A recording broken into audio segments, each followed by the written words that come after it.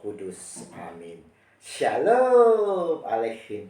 Berjumpa lagi dengan saya pada perenungan hari ini, tanggal 9 September 2021. Bersyukurlah kalau ada yang membenci kita.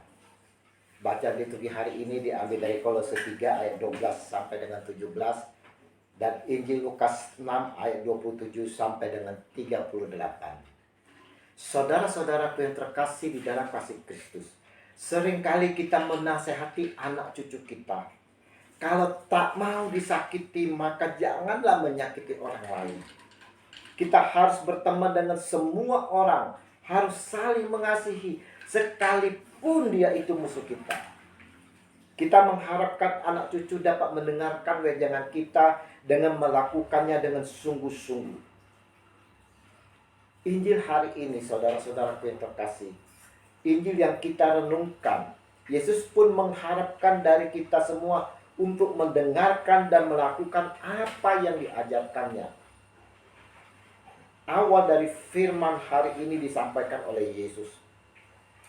Tetapi kepada kamu yang mendengarkan aku berkata, kasihilah musuhmu, berbuatlah baik kepada orang-orang yang membenci kamu.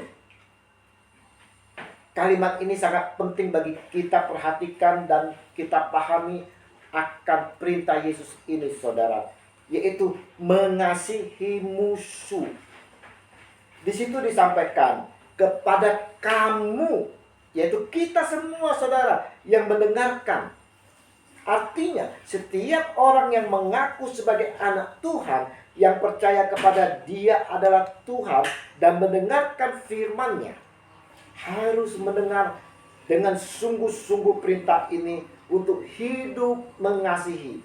Bukan saja saudara sesama kita, saudara, tetapi musuh kita. Bukan musuh orang lain, musuh kita.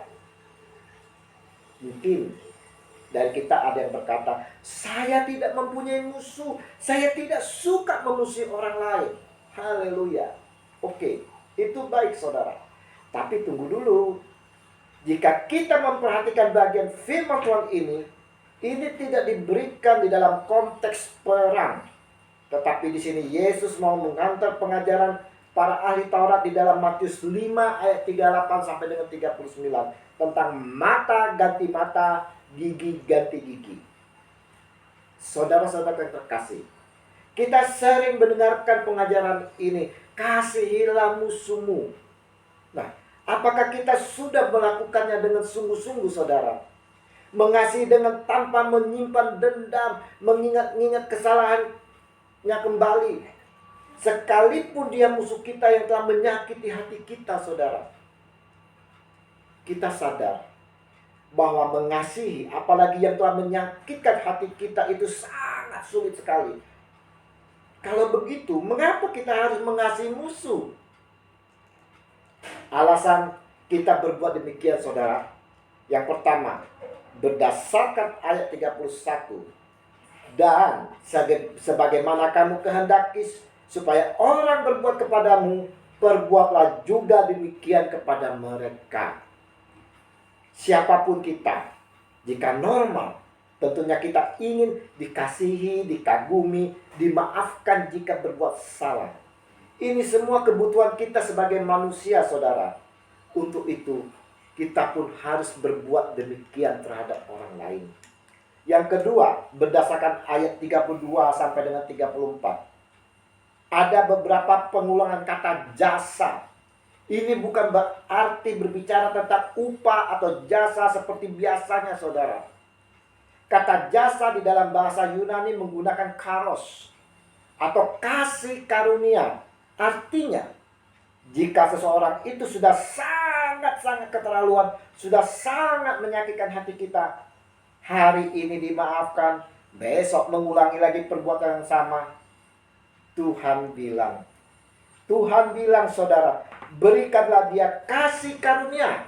Atau kalau dia tidak pantas menerima maaf, maka kita berikan karos, kasih karunia, yaitu pemberian cuma-cuma kepada orang yang tidak pantas menerimanya. Seperti halnya kita, saudara, yang telah menerima kasih karunia terlebih dahulu, dari Allah dengan cuma-cuma. Yang ketiga, saudara terkasih, karena Bapa di surga murah hati. Jika Bapa murah hati, maka sudah selayaknya kita sebagai anak-anaknya juga murah hati dengan mengasihi tanpa batas, mengampuni mereka yang telah menyakiti hati kita, saudara. Nah, bagaimana kita dapat melaksanakan perintah Tuhan ini, saudara terkasih? Kekuatan kita tak lain, saudara, terletak di dalam doa. Berdoalah untuk mereka yang telah menyakiti kita, yang telah membenci kita, agar mereka memperoleh berkat dari Allah. Mintalah urapan Roh Kudus agar kita dimampukan untuk bersikap mengasihi dan mengampuni mereka. Selain berdoa, saudara-saudaraku, kita perlu lakukan tindakan nyata, yaitu berbuat baik kepadanya. Bukannya menjauhi atau mengasingkan dia. Kita perlu lakukan ini dengan tulus dan penuh kerendahan hati. Dengan adanya orang menyakiti kita atau membenci kita, saudara, selayaknya kita bersyukur. Kita bersyukur, saudara. Kenapa? Dengan adanya orang yang menyakiti, membenci, memusuhi kita, itu berarti membantu kita untuk merefleksi diri kita. Kita dapat bercermin diri, apa yang salah pada kita. Dengan demikian, kita dapat menilai, melihat kekurangan kita, saudara, sehingga kita dapat memperbaiki dengan suatu perubahan di dalam diri kita. Dengan kita mengasihi, memaafkan orang yang menyakiti kita, maka akan terjadi rekonsiliasi. Dan di sana ada pemulihan dan kesembuhan, baik bagi dia maupun bagi diri kita sendiri, saudara. Mampukah kita melakukan perintah Tuhan Yesus yang diajarkan hari ini? Dengan pimpinan dan bimbingan Roh Kudus, kita akan dimampukan.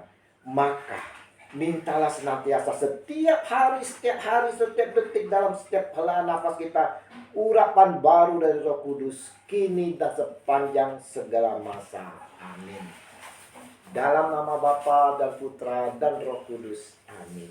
Shalom Aleichem.